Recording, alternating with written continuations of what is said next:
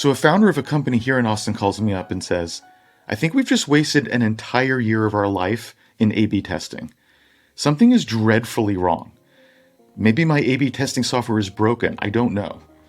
We've been running tests for a year doing just what you'd think. We have two variants, and whenever one is significantly better than the other, we throw out the bad one and we keep the good one, and we just keep going, and we've kept doing that. So our conversion rate should still be going up and up, but it's not. Right now, our conversion rate is the same as it was a year ago.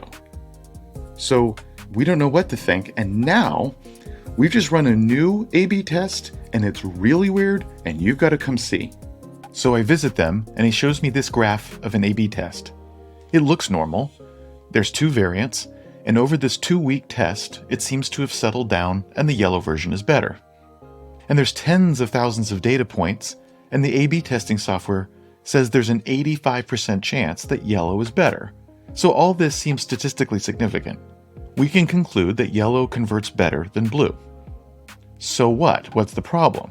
The problem is this isn't an A-B test. This is an A-A test.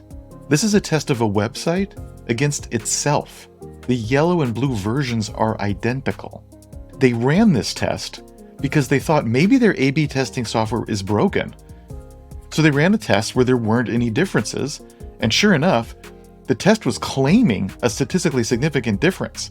So they thought, did we just prove that our A-B testing software is totally broken? And that's why the last year of A-B testing has been a waste? To answer that, I'm going to tell you a story about a foot race. 100 people sign up to run this race. Now, the race director wants to run a clean race with no cheating. But the race director also knows that some of the athletes are taking performance-enhancing drugs. In other words, some of them are cheating. And of course, he doesn't know how many are cheating or which ones are cheating. So, the race director decides to test the athletes. Now, this is a good test. It's 95% accurate. And what do I mean by that exactly? I mean, let's say someone is actually clean. In that case, there's a 95% chance that the test will come back and say they're clean, and a 5% chance that the test will incorrectly say that they're a cheater. And similarly, it also means that if we have something who is a cheater, 95% of the time, the test will correctly say they're a cheater, and the other 5% of the time, it will incorrectly say the cheater is clean. So the race director tests all the runners, and out of the 100 runners who entered the race, it turns out that 90 of them passed and 10 of them failed the test. And that's a lot of cheaters. So the director is very proud for having run the test, and he throws those cheaters out of the race and feels great. However, the race director is wrong. In fact, the race director is very, very wrong, and we need to understand why. Because this is the key to understanding not only this mistake, but the mistake of the AA test, and probably other mistakes you're making with data. Because everything the race director did made a lot of sense. We've got to figure out why that's wrong. So let's see what's really happening with this race. In fact, 95 of the 100 runners are clean, and only 5 of the runners are cheating. So that's what's happening in reality. So now, what's happening with this test? Well, let's analyze the test results, and remember the test is 95% accurate. Now, some athletes passed the test and some failed. Let's see how this is going to shake out. Let's start with the cheaters. There's 5 of them, and since the test is 95% accurate, it will probably correctly identify all 5. So 5 will fail the test and 0 will pass. Now, just by chance, it could be that 4 failed the test and 1 is incorrectly marked clean, but this is the most likely result, so let's just assume this is what happened. Now let's consider what happens to the 95 clean runners. And here's where this 95% accuracy becomes important. The test is going to get it wrong 5% of the time.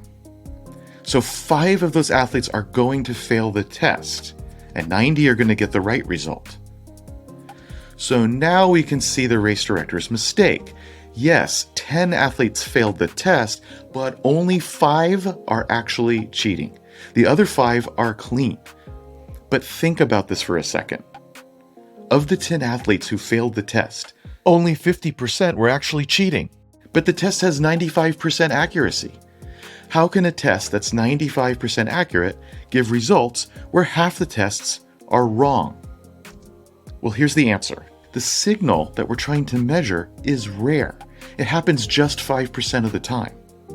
Now compare that to the error that the test creates. The test creates 5% error, but that means the error is as large as the signal.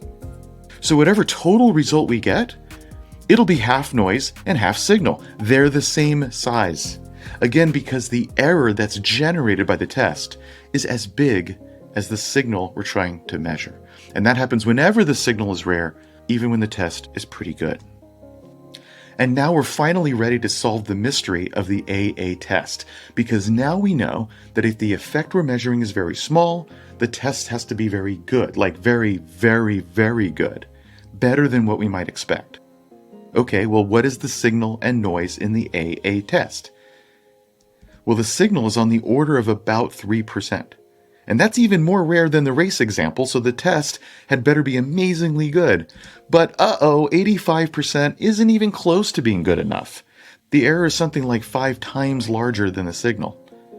So we absolutely cannot conclude that the yellow version beat the blue version. It looked like we could, but now we know that numbers like 85% chance can be deceiving.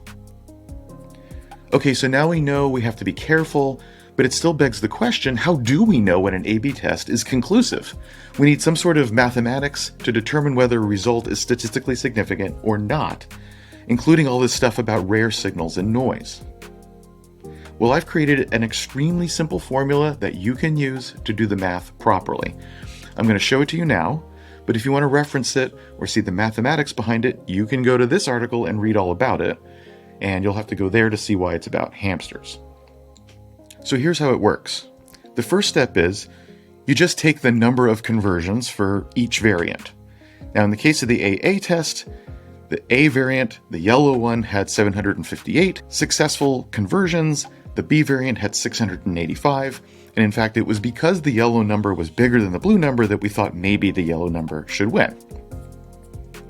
Then you compute N, the total number of conversions. This is very easy. You just add them together. In this case, it's 1443. Then you take half the difference between the two numbers.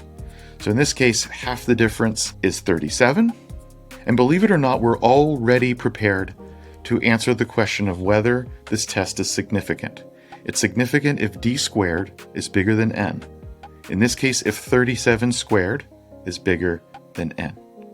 It is not, in this case, therefore there's no significant difference, which of course is the right answer.